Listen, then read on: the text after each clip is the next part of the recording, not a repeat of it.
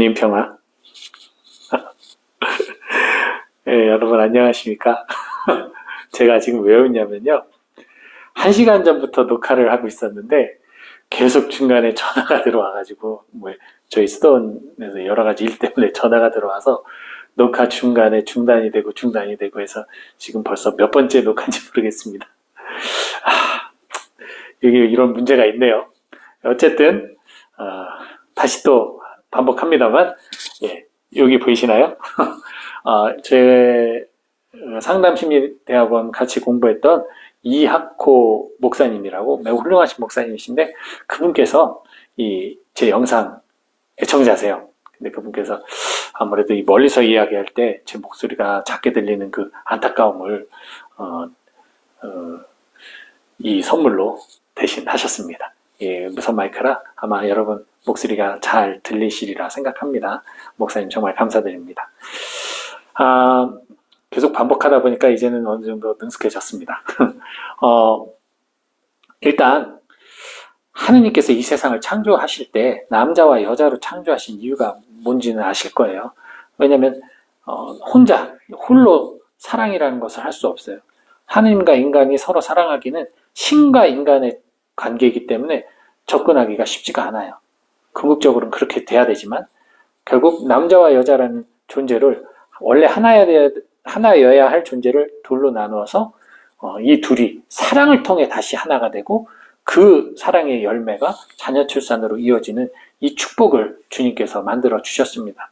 즉 이 반쪽으로는 아무것도 이루어지지 않는다는 얘기죠. 남성만 있어봤자 아이를 출산할 수 있는 여성이었기 때문에 끝. 여성만 있어봤자 아이를 출산할 수 있다 하더라도 그 씨앗이 되는 그 씨앗이 없기 때문에 끝. 결국 둘이 함께 있을 때 완전한 하나가 되는 거죠. 예. 그렇기 때문에 근본적으로 성적인 다름은 있을지 몰라도 남자와 여자는 같은 지위를 갖고 있습니다. 그런데 어떻습니까? 역사를 통틀어서 남자와 여자가 같은 지위로 있던 시기는 거의 없었습니다. 시대와 문화를 초월해서 대부분의 문화와 나라에서 아닌 시기도 조금씩은 있었지만 여성은 매우 천대받고 차별받았죠. 그건 사실이고, 그리고 이 예수님 시대의 그 중동 지방 역시 여성에 대한 차별은 매우 심했습니다. 매우. 그렇기 때문에 오늘 예수님께서 이것을 만약에 바리사이나 율법학자들 앞에서 얘기하셨다면 거기서 예수님께서 아마 공개적으로 어떤 린치를 당하지 않으셨을까. 매우 민감한 문제거든요. 오늘 다행히도 예수님은 제자들에게 말씀을 하십니다. 그렇지만 제자들 또한 대부분이 남성이었기 때문에 아마 그 얘기를 듣는 베드로나 안드레아나 시몬이나 아마 들으면서 매우 불쾌하고 불편하게 들었을 거예요. 반면에 예수님을 따르는 여자 제자들이 있었죠. 예수님을 따르던 엘리사벳이라던가 안나라던가 마리아, 이분들은 너무나 사이다 발언인 예수님의 그 말씀을 통해서 위로도 받고 용기도 얻고 매우 기분이 좋으셨을 것 같아요. 일단은 오늘 이 복음은 주로 그 얘기를 많이 하죠. 이혼하지 마라. 그 이야기가 주로 많이 나오잖아요. 그죠? 강론이나 강의 때 혼인의 불가해소성을 얘기할 때도 이 부분을 많이 활용을 합니다. 저는 오늘 그 부분에 주목하기보다는 남성들에게 얘기를 하셔요. 아예 음욕을 품고 남자가 아니에요. 여자를 바라보는 자는 누구나 이미 마음으로 그 여자를 간음한 것이라 라고 얘기하는 거예요. 간음은 뭡니까? 여기선 간음이라고 얘기 안 했지만 결국 음욕을 품는 건 나기 때문에 결국 내가 성폭행을 하는 거죠. 내가 강간을 하는 거예요. 내가 죄를 졌다는 거죠. 남성에게 하는 거예요. 여성을 아름다운 하나의 존재로 보는 것이 아니라 성적인 도구로, 성적인 어떤 욕구의 대상으로 바라보는 것 자체가 너희가 죄를 짓는 것이다 라고 남성들에게 일침을 가하십니다. 또 하나, 당시 시대가 그랬잖아요. 문화도 그렇고 홀로 된 여성은 너무너무나 위험했습니다. 너무너무나 정서적으로나 육체적으로나 큰 위협에 처하게 됩니다. 과부나 버림받은 여자는. 그래서 그 상황 안에서 여성을 보호하기 위해서 큰형의 부인을 큰형이 죽으면 둘째가, 셋째가 아내로 맞이하는 법도 있었고, 이혼할 때, 버릴 때 이혼장을 써줘서 좀 그 여성이 고통당하지 않도록 도와주는 악법 안의 법들이 있었죠. 그런데 예수님은 이 이혼장 얘기도 단순하게 보시면 돼요. 어떤 얘기냐면 누군가가 여성을 버리고 또 누군가는 그 버려진 여성을 취하고 여성을 상품화했잖아요. 무슨 매매도 아니고 그렇게 여성을 마치 편하게 주고 받고 하는 버리고 취하는 그러한 대상으로 보면 안 된다는 얘기를 하시는 거예요. 그것은 간음죄와 똑같다.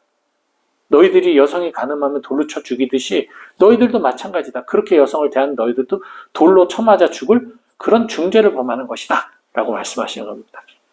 아주 그 당시 시대로 따져도 그렇지만 지금으로 따져도 정말 센세이션하고 놀라운 말씀을 하신 거죠.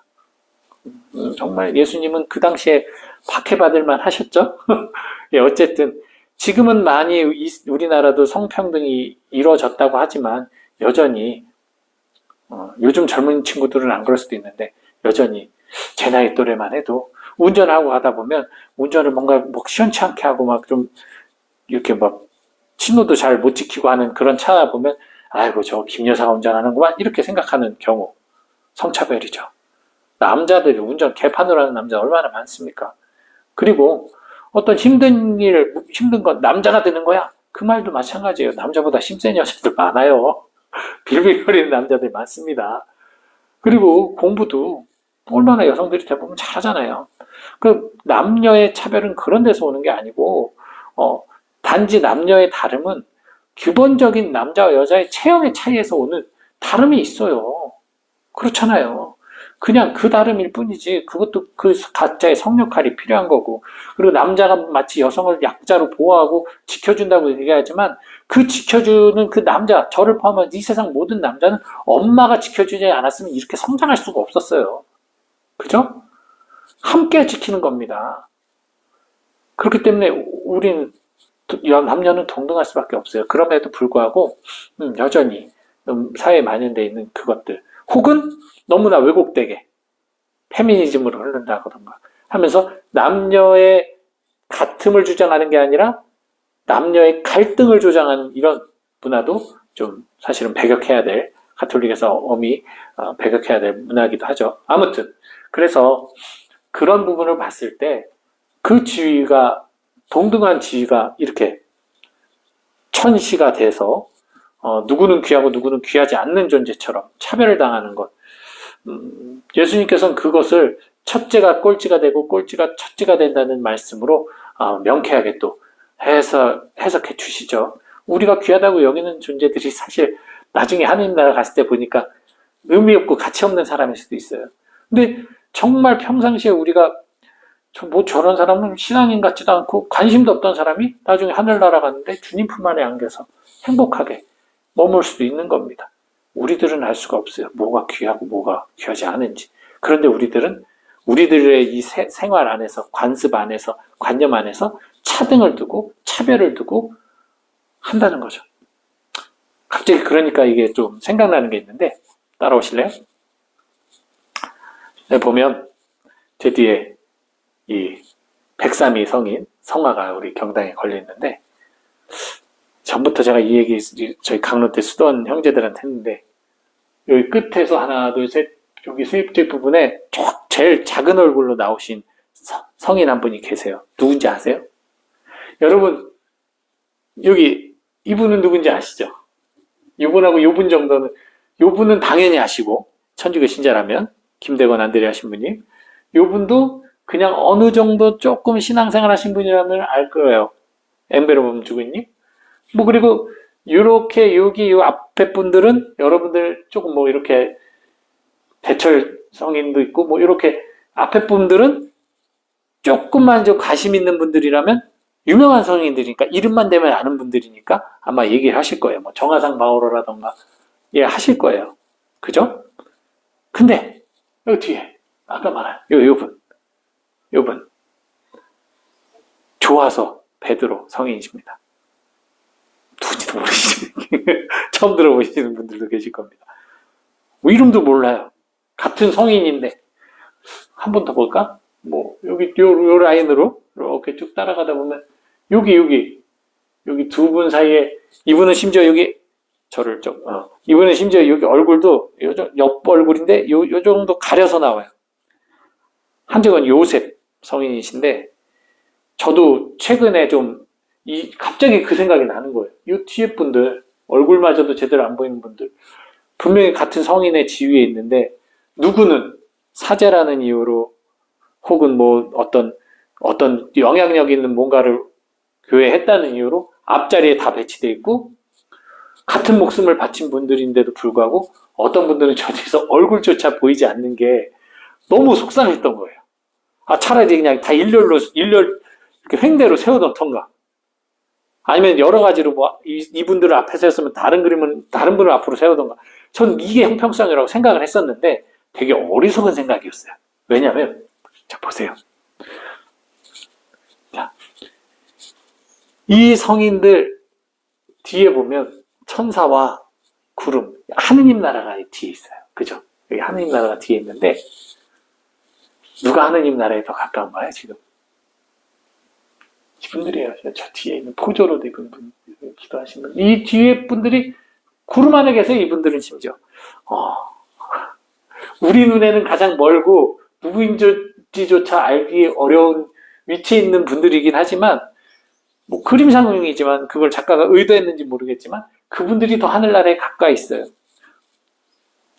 그렇다고 해서 지금 앞에 있는 분들이 멀다 그건 아닌데 그렇게 따지고 보니까 저분들이 더 하느님에게는 더 기쁨으로 하느님 안에서 저분들은 더 기뻐하겠구나 하느님 그림상으로 그러니까 좀 뭐 이거 참 뭐 크게 뭐 이렇게 뭐 대단한 어떤 발견이나 생각은 아니지만 아무튼 저런 거죠. 뭐 이 그림 통해서 제가 말씀드리고자 하는 거는 우리들이 한참케 여기는 것들 사실 우리들이 신앙생활하는 게 그냥 기도하고 일상생활 하는 거 있잖아요. 밥 먹고 자고 기도하고 뭐 미사하고 묵주기도도 하고 뭐 사람들과 만나서 수다도 떨고 하는 이게 아무것도 아닌 것 같지만요. 그 자체가 우리의 신앙생활이에요.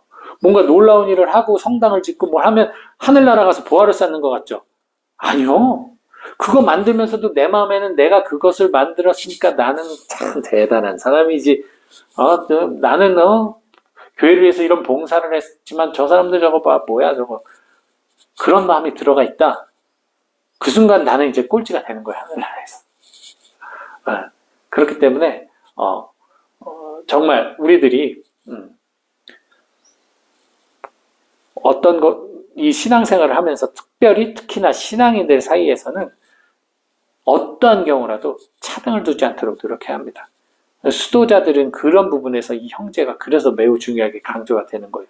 직분으로서의 역할 때문에 차이는 있어요. 저는 원장이라서 이 형제들을 관리하는 책임이 있고 이끌어주고 지도하는 책임이 있기 때문에 그 책임으로서의 제가 윗자리라고 말하면 윗자리를 갖고 있지만 근본적으로는 우리는 형제로서 나이도 상관없고 문화도 상관없고 어떤 것도 상관없이 우리는 같은 형제로서 서로 동등한 지위를 가지고 서로를 바라보고 사랑하고 하는 거거든요.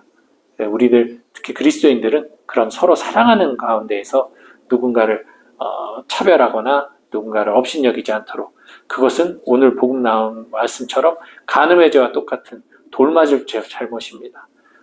누구를 무시하거나 차별하는 유혹 저도 많이 겪었고 또 저도 많이 했었던 것 같아요. 많은 반성이 되고요.